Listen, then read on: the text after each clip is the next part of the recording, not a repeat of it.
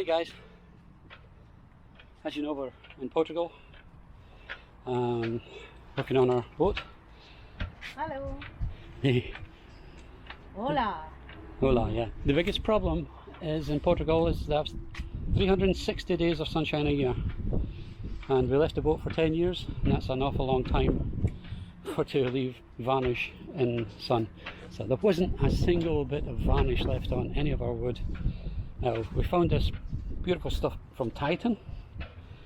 I'm not receiving any money or anything from these at all. This is just stuff that I've found. It's very, very good. It's a UV factor of 10, minus 10. It's a polyurethane acrylic varnish. It's not the cheapest. It's a 2-pack varnish. It goes on really, really nice. It's easy to use. It's 4-to-1 mixture. But it's very expensive. It's €40 for that little 75 centilitre, 750 millilitre tin. So it is very expensive. Now this one here has had 1 coat of diluted and 1 coat of normal varnish. It's now been rubbed down in between coats to receive its 2nd coat. I say this stuff is very, very good.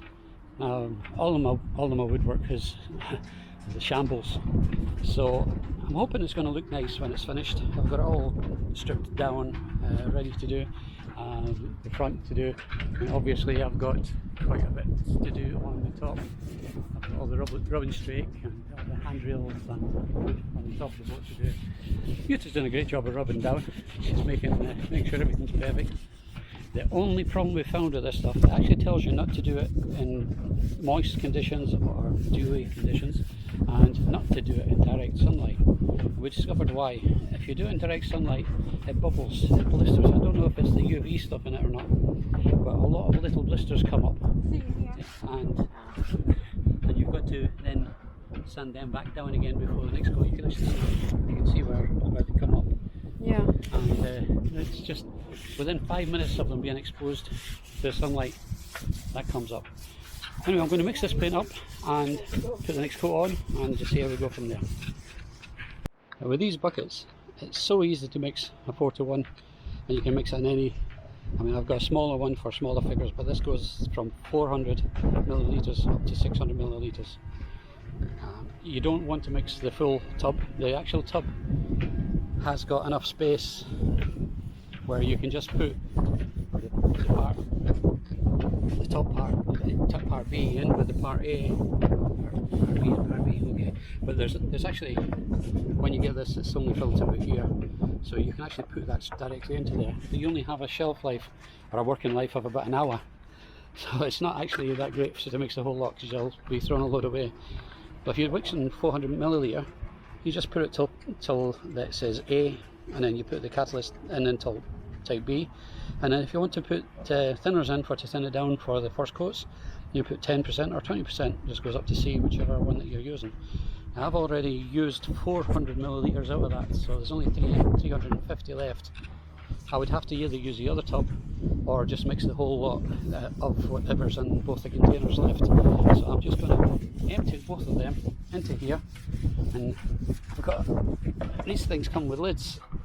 The way I found it easiest was just to put the lid on and just shake it until it's all mixed up, and then you know that you've got a good mix on it. So that's what I'm about to do now.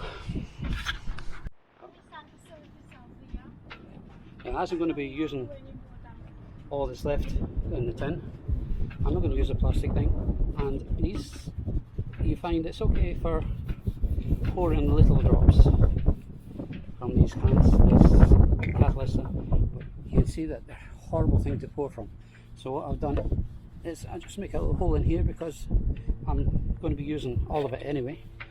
So that then goes into here, so much easier.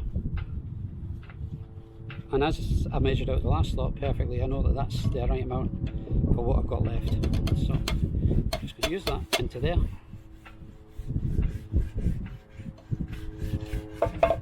I'm going to put the lid back on. Oh my god, that's my fingers all sticky.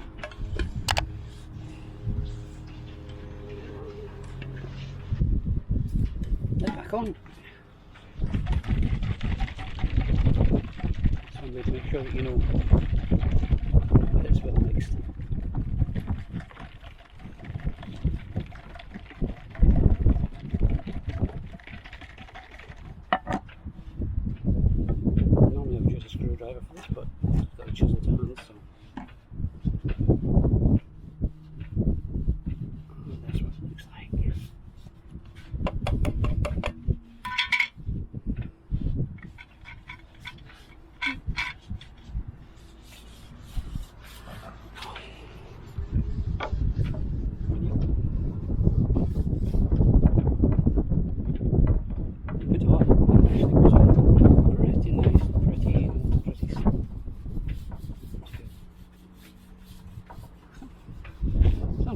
with that now.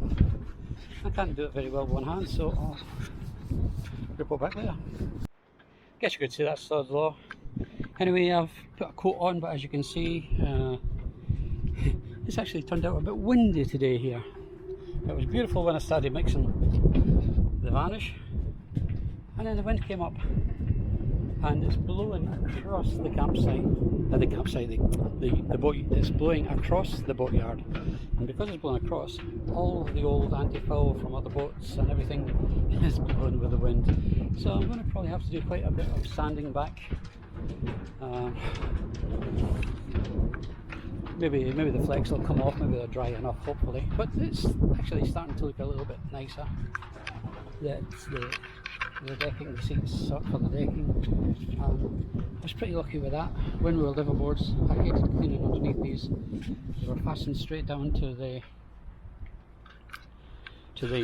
seats in the cockpit, and you could never clean underneath them. They were horrible things to clean.